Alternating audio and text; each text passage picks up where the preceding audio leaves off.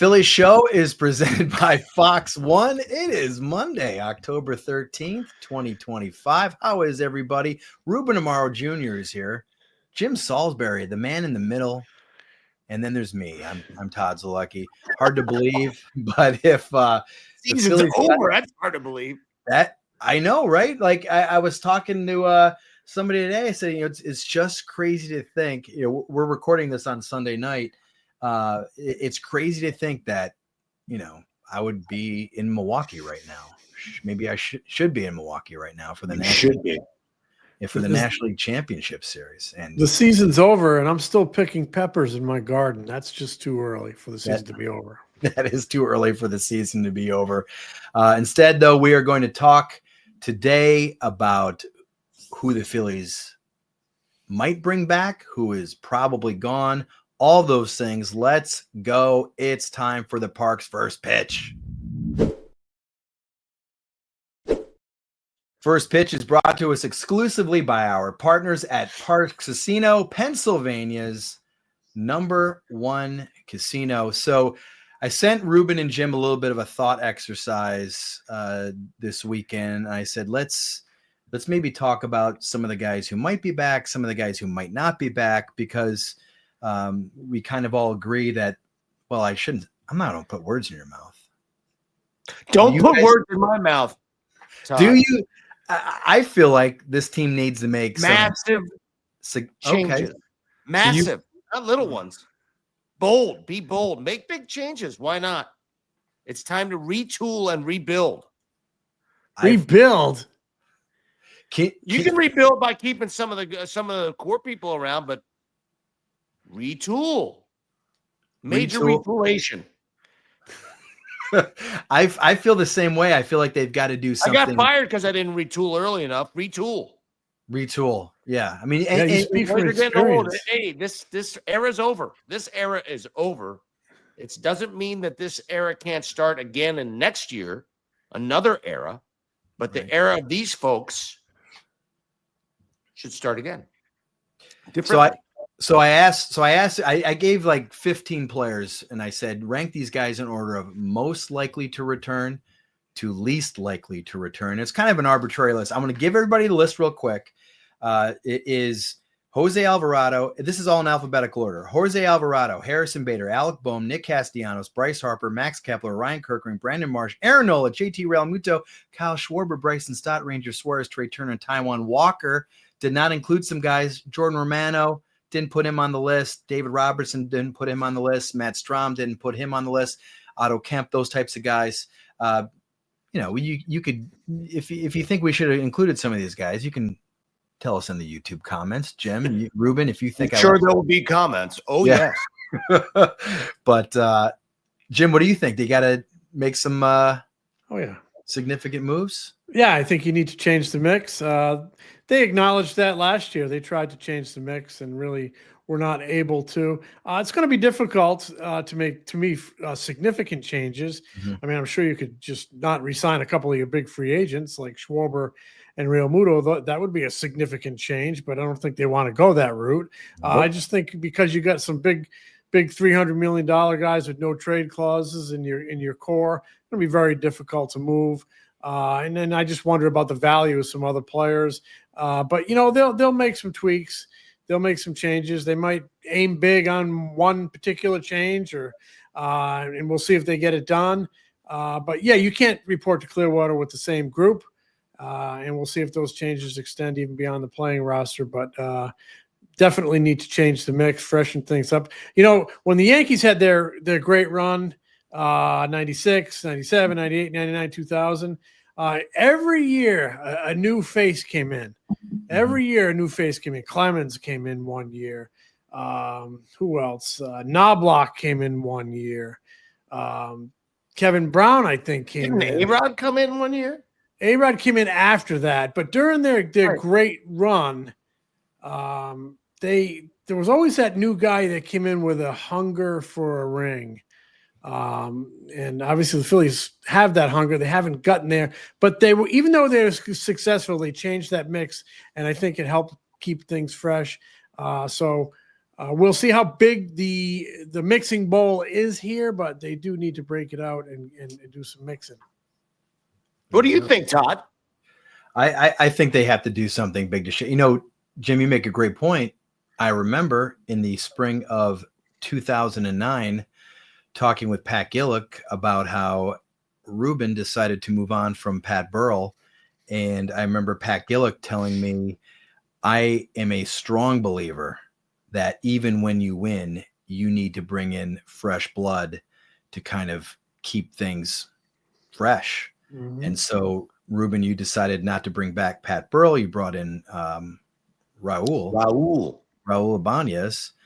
And I do remember having that conversation in the food room down in Clearwater with right outside the food room at Baker Ballpark with Pat Gillick about this. And he brought in 93 was a Paul Molitor and Ricky Henderson, or I can't remember who was all on those squads who got brought in when, but he made big trades and brought in new guys, and he traded Tony Fernandez, and his wife yelled at him because that was like her favorite player. Is that right? Or Fred McGriff, maybe. Maybe it was Fred McGriff. I think it was Fred McGriff now that I think about it. But Fernandez, I think he thought Fernandez was stale, and he traded McGriff, and his wife said, that's my favorite player. She yelled at him. So anyway, this is going to be a fun thought exercise, to use Todd's words. And that was First Pitch. And it's presented exclusively by our partners at Parx Casino, Pennsylvania's #1 casino. ParxCasino.com is the website. You must be 21 to participate. And if you have a gambling problem, call 1-800-GAMBLER. Let's hit this week's Arena Club slab pack pull. We opened a Ruby. We went big. We did. $250 pack. That was, you know what? The nerves got me. I think it was so exciting because the motion, it waits about 4 or 5 seconds for the card to come up. Card that I got was over $300, mm-hmm. A prospect from the Mariners. And for me, I love the card. I thought it was great. And guess what? I sold it back. Yep. And now I got a little more money, and now I can go buy another one. You have to wait a couple minutes afterwards. And this is the excitement of the whole thing. Put your money where your mouth is and have fun with Arena Club. You can see that big smile on Todd Father's face. Lazaro Montes, who's supposed to be good. He's Baseball America top 3. He's in the Mariners organization. But Todd Father sometimes thinks prospects are suspects. Sometimes. So he's going back to the well, and we'll see what he gets next time. Use the code FOUL, F-O-U-L, at arenaclub.com/foul if you want to get in on the first slab pack experience and get 20% off, or 20% off your first card purchase. We are back. The Philly Show is brought to you by Fox One. Guys, it is Monday, and yes, the Philly season is over, but there's always time for some za. It's time for the Manco first. Yeah.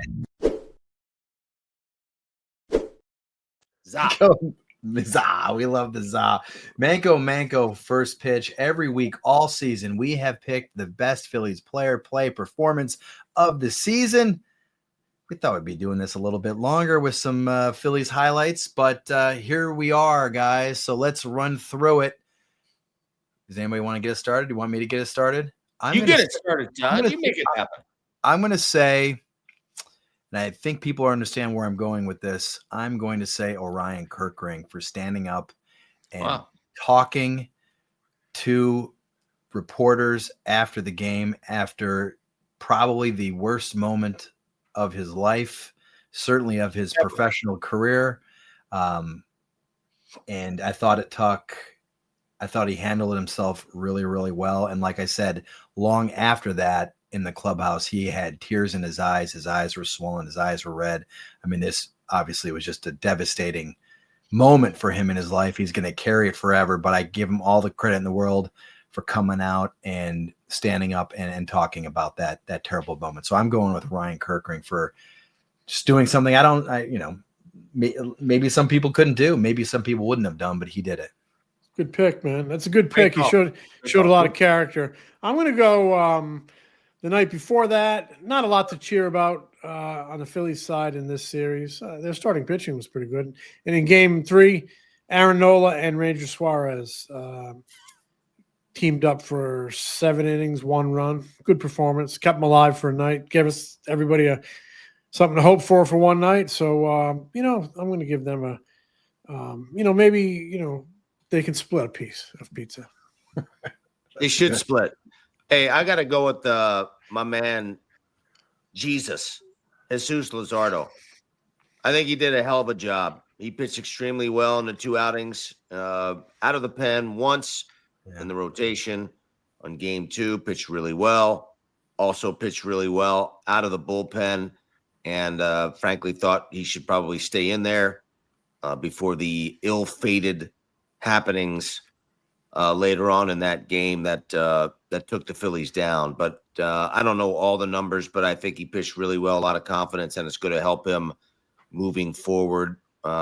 He's got a chance to be one of the best left-handers and a duo of lefties in this rotation for at least another year or two for the Phillies come 2026 in Christopher Sanchez and Luzardo. He gets a large slice, maybe a double slice of the pie for the 2 outings.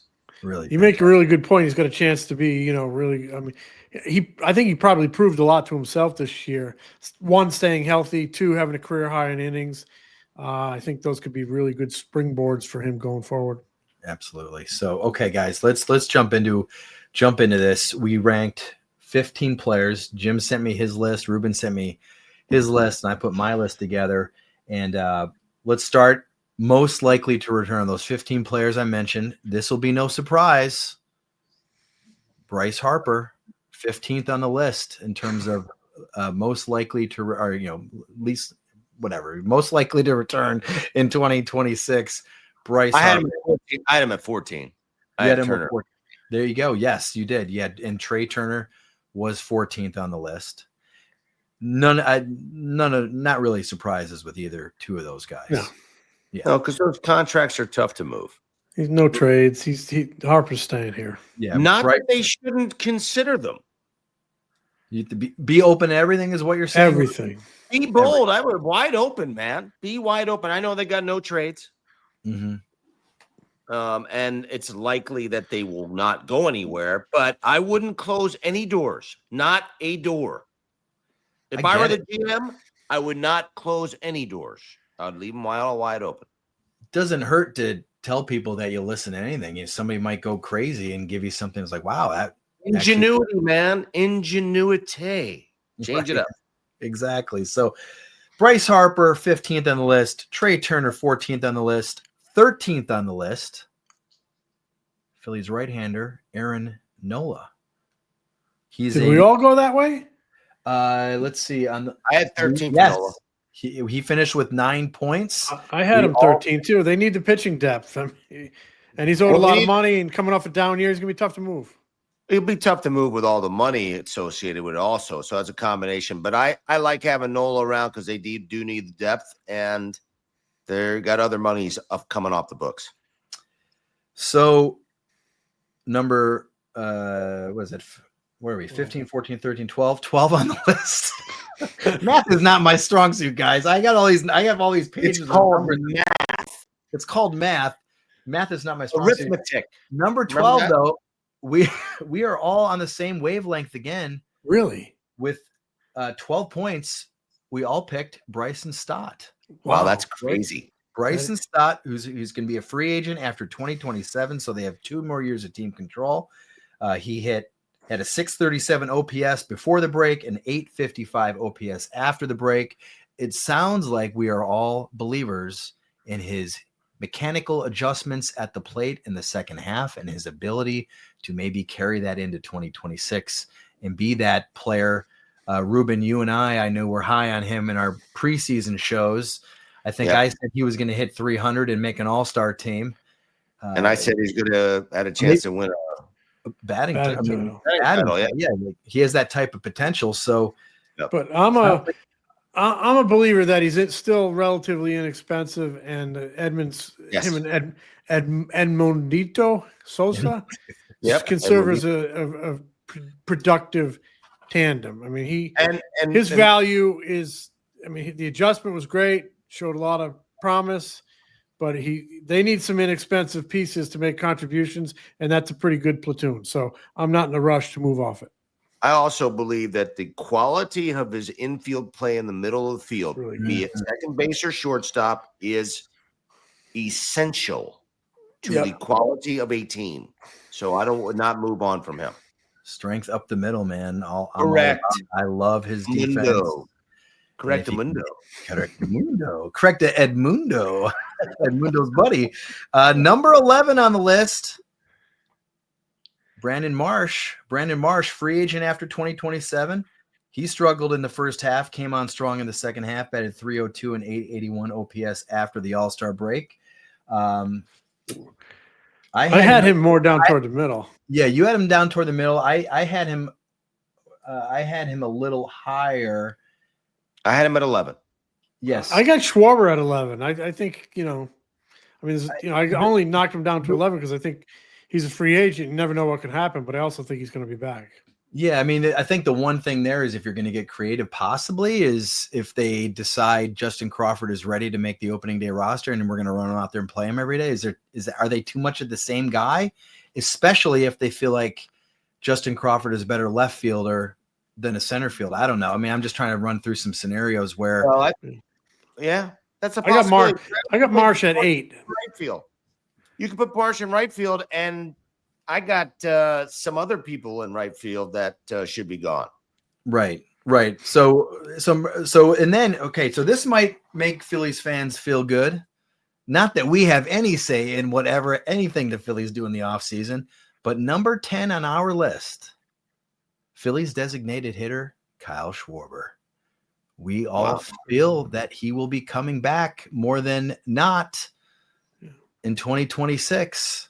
Kyle Schwarber. Yeah, I'm closer to 7, but same idea. Yeah. I got him 11. Go ahead. Yep. So Kyle Schwarber. Okay. What? I think he will be back. I think he's got a 75 to 80% chance of being back. I think so too. I mean, it'll be interesting to see what kind of contract he gets. JD Martinez and spring. This is a few years ago now. Got 5-110. So is he going to get 4-1, 5-150, 4-120? Tell you what, I saw him swing that bat in Game 3 of the NLDS at Dodger Stadium. Bat looked pretty quick to me as he launched it out of the ballpark. Not getting any slower. He's not getting any slower. He's absolutely not getting any slower. Okay, so number 9 on our list, Phillies catcher JT Realmuto. So we think JT is kind of more likely to return than not in our minds, at least compared to the other players on this list. And I think he is more likely than not to return because if you look at the other free agent catchers on the list, no bueno. People get upset about JT's offensive performance the first half of the season or whatnot. And it's like, be careful what you wish for. Be careful what you wish for. Yeah, people are talking about getting Adley Rutschman and stuff like that because he's going to be on the block. Well, have you looked at Adley Rutschman's numbers? You're going to have to give up a lot. And Adley did not do so well in Baltimore. Yeah. And right now, I'll take, just on face value, I'll take JT over Adley in spades. But what about the fact that, and I agree with you, Ruben, to me, it's a no doubt JT Realmuto 2-year deal makes so much sense for the Phillies. Catcher in his mid-30s, catches 125, 135 games every year. But, I mean, you tell me that the Padres or the Giants or one of these other teams aren't going to go, they only gave you 2 years? We'll give you 3. And then the Padres Somebody's going to give him 3. They're going to give Giants will give him 3. I'll give you 4. I would do so all what do you do there, Ruben? Jim? I could do all I could possibly do to keep it to 2. I would choke on 3, and I would not do 4. Okay. How about that? Works for me. I mean, it makes sense. 3 will not do 4. It makes sense. It makes sense. So, okay, that's 9 on our list. Number 8 on our list is somebody that they tried to trade last offseason but failed, and that is Alec Bohm. Alec Bohm, free agent after next season. I don't know if that changes the. What is his arbitration projection, like 14 or 15 million?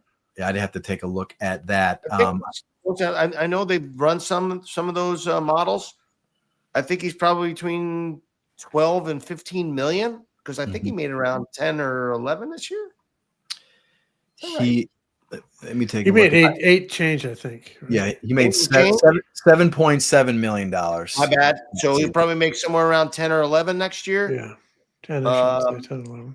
I would keep my mind open to bringing him back. I have him as I would keep my mind open on moving anyone. I trade my mom to make us better. Remember that. I have him closer to the back half where, leaning toward won't be back. I got him at like 6. I actually have Taijuan Walker at 9 for the same reason, I mentioned earlier. Pitching depth. I mean, I got him. I'm leaning toward him being back because they need pitching depth. You don't know what Nola is at this stage coming off this year. You got Wheeler's going to be slow out of the gate. The guy, did a creditable job. I got him as 1. He's gone. You got him at number 1. Wow, we really are different there. I was going to bring this up. Well, hold on, guys. Hold on. Right after Alec Bohm was 8 on our list. Taijuan Walker was 7 on our list. And Jim and I were about the same. But Ruben, you had him number 1, most likely to be gone. Wow. Now I wouldn't sneeze if somebody's going to pick up all $18 million. There's a lot of value in that. In that, he's got another year. Yeah, he's got 4 year. Well, next year will be. My apologies then, because my ignorance is the reason why. Then he's probably closer where you guys are. I did not know that. I thought that his contract was over. Now, if somebody would take that $18 million, I'd say, "Here's your pitcher." I'm right with you. I'm right with you on this number, as is the likelihood of him going. But the depth is with it. We love the pitching staff, but there's question marks, and that depth's going to have value at least out of the gate till we know what we're getting on a couple guys. Anyway, he's protection.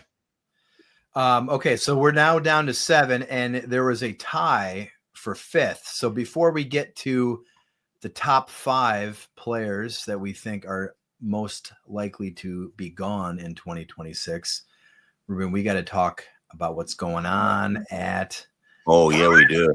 Parx Casino. Apparently, we do. Yeah, because it's all about the live bet on the BetParx app. The live bet, the baseball playoffs, they're going on right now. Pro football and so much more. The Birds are in Minnesota next Sunday. Got to bet the line, bet all types of performances on the game, all types of stuff. There's always another way to win at Parx Casino on the BetParx online casino and sportsbook app. In fact, BetParx is the only app that I would ever recommend. BetParx has your favorite classic casino games right on the phone. Make your downtime fun time, boys and girls. Play blackjack, craps, and roulette. Plus, bet all your favorite sports. Like I said, the playoff baseball, the CS is going on in both leagues right now. That starts today or tomorrow, I guess. Play hundreds of hot online slots. Bet player performances in the playoff baseball. They're now set, as I said, pro football and more. Join me on the BetParx app right now. New users up to 1,000 casino bonus back if you're down in your first 24 hours. BetParx.com for details for whether your team scores or not. There's always another way to win on the BetParx online casino and sportsbook app. You must be 21 in Pennsylvania, Jersey, or Michigan. Gambling problem? Call 1-800-GAMBLER. Philly Show is brought to you by Fox One. Here is our top 5, tied for 5th. Couple of relievers. We have José Alvarado and Orion Kerkering. José Alvarado has a $9 million club option, and I think the only reason why Orion Kerkering is this high on this list is we just wonder, is he going to be able to bounce back from that moment in Philadelphia? Now, I had somebody say to me, well, maybe they'll cheer him on early in the season like they did for Trea Turner a couple of years ago. And I could see that. I think that would be the right thing to do the first time he comes in at Citizen Bank Park, if he's with the team next season, is give him a standing ovation, show him some love, like, hey, we love you. But if there are some tough times, I could see it turning ugly quick. I don't know. I mean, is this a Mitch Williams type of situation? I think he's going to be okay, man. I really do. I hope so. He will get a huge standing ovation on opening day if he's back. And I hope he does. He's a pretty good pitcher, man. He just said he did not reach his potential this year, but there's more to come with this guy. I think he's better, much better than, a decent season. Obviously, he had a really rough finish, but I think he's a pretty good pitcher. I know he didn't do very well when he hurt runners. I think he's a young guy still. He's got upside still. Oh, he's not a free agent until after the 2029 season. So, and he's cheap. So you're giving up on an arm like that, you better get something pretty nice in return. What about Alvarado, though? That's a $9 million club option. He got suspended, missed half the season. He finished the season injured. That's the thing I'm worried about, the flexor. Yes. I mean, I don't know what the medical. That's why I had him at 3, because there's a couple of warts going on. I like the guy a lot. I think I'd like to bring him back. He's got arm strength. He's going to pitch well for somebody next year, but does he blow out at some point? That's right. Question. Like sometimes that flexor can be like the precursor to something. You hope it's not. You knock on wood. You hope it's just a little stiffness. But I'm sure the medical people are already digging in on that, and they know the arm better than anyone. So, but we'll see. I had him the lowest on my list in terms of most likely return, more than you guys. I just felt that a 1-year, $9 million deal. It's not a bad deal. Coming off that stuff, 1-year contract he can eat if he blows out. He doesn't have 3 years left or 4 years. Where did you have him? What number? I had him 6, actually. I just thought because I got him 7. The bullpen. I had him 3. The bullpen issues that they've had. It'd just be tough to give up on a guy that throws 98, 99, 100 miles an hour. Yeah. So on a 1-year deal, $9 million, you need some fire down there. Yes, they do. They need. I saw a lot of 91s toward the end of the season, and they really missed Alvarado. They need some strikeouts. I'd like to have him back. To me, it's a matter of whether or not the man is going to be healthy. I'm not worried about the PED stuff. Right. Don't care about that. Okay, number 4 on our list. He brought a lot of energy this year, brought a lot of fun for a couple months. Phillies center fielder Harrison Bader. Harrison Bader has a mutual option for 2026. But as I said, we talked about this a few weeks ago on the show. There has not been a mutual option exercise by both sides, the team and the player, in 100 years.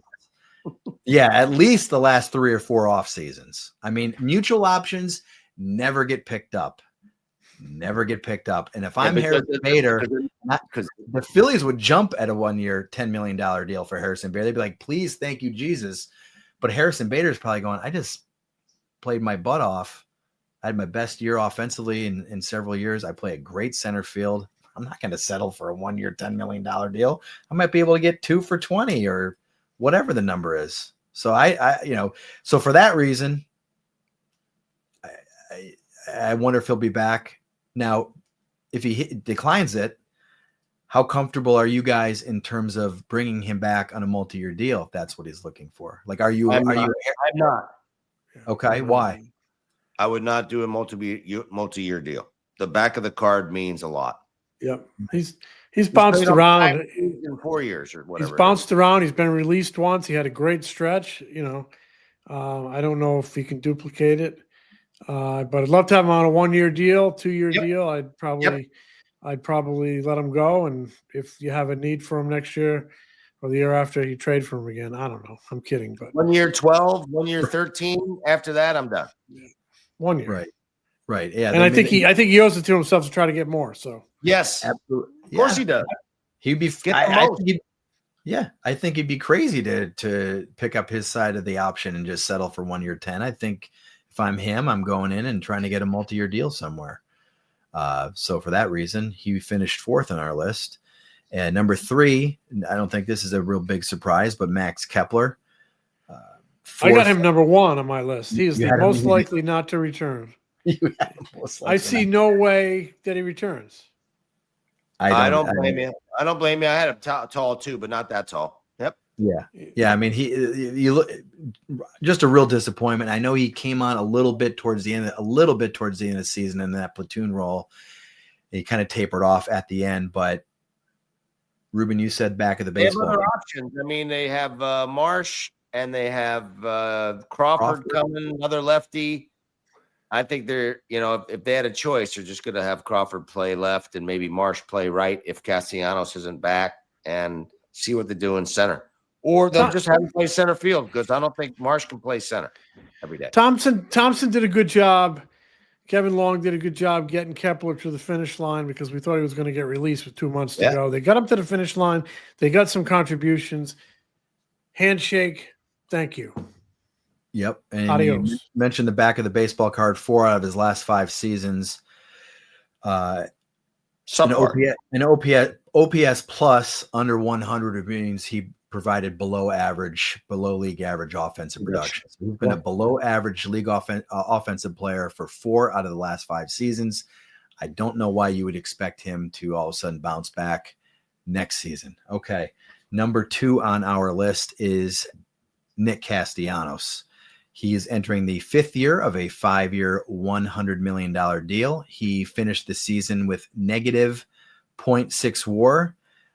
According to Fangraphs, that's 145th out of 145 qualified players in Major League Baseball. So by that metric, he was the worst player in Major League Baseball. Defensively, negative 12 outs above average. That was tied for 6th worst amongst all players, defensive players in baseball. He had his thing with Rob in June in Miami. He had his thing with Rob in September in Arizona, talking about lack of communication. Just seems like with I was going to say, it just seems like to me this is time just to move, go on your separate ways. Go your separate ways. And I don't know whether the organization will eat $20 million, but if that's what it takes, I mean, they obviously want to try to move him. And if he wants to go back to Miami, where his home is, and they take up a ton of the money and let him go out there and play at home, maybe that's the thing. I don't know. Yeah, I got him actually 3 on my list. I got Suarez number 2. I have Suarez number 2 only because I had Walker 1, because I was concerned about his contract. And the only reason I have Castellanos 3 is because you just don't know. I mean, because he's owed $20 million. That's a lot of money. But I see them be willing to eat 15-ish to make a deal there. They've tried to trade him every offseason he's been here, and I think this is the one they will finally eat enough to get it done. There was some interest I hear from Kansas City at the deadline. Maybe that's a team to keep an eye on. There you go. That would be interesting. Yeah, I mean, they did try to trade him in the offseason, each of the last 2 off seasons. I know Nick said in spring training, I remember he said he reached out to Dave, and Dave said that's not true, but open ears and open eyes. Open ears and open eyes. Yes. And number 1 on our list, I don't think Phillies fans will be happy about it, but we added all the numbers together, and Ranger Suarez is the least likely Philly to be back in 2026. Boy, it would be great to bring him back, but I can guarantee you this: Scott Boras is his agent, and he's going to be shopping him as the best starting pitcher available on the free agent market. I would almost bet my life on that. That will be the pitch that Scott Boras is going to be making. Not only his regular season performance, but he's going to go, do you know who has a 1.48 ERA in the postseason, 6th best of all postseason pitchers, qualified postseason pitchers in baseball history? A Ranger Suarez. Did you see what he did in the bright lights of Dodger Stadium? Scott will be saying that at the GM meetings. He was licking his chops when he's back there watching him from behind the plate. Yeah, Ranger can handle the bright lights of Dodger Stadium. So here's the thing. There is a way he comes back. Give it to us, homeboy. The old pillow contract. Oh, yeah. The 1-year deal. Which Scott invented. I think that's a possibility. I don't think that ultimately he's going to get. He's not going to get signed till probably about March 15th. Okay. Because I don't think that anybody's going to jump up and pay this guy or pay the guy the 6 or 7 year deal that Scott Boras might want. And equating him to, the guy in New York who just signed, Max Fried. He's not gonna get what Fried got because he doesn't have the durability. Right. He doesn't have the track record as far as innings are concerned. But they're trying to get like a Glass now type of contract. Like, was that 5 years?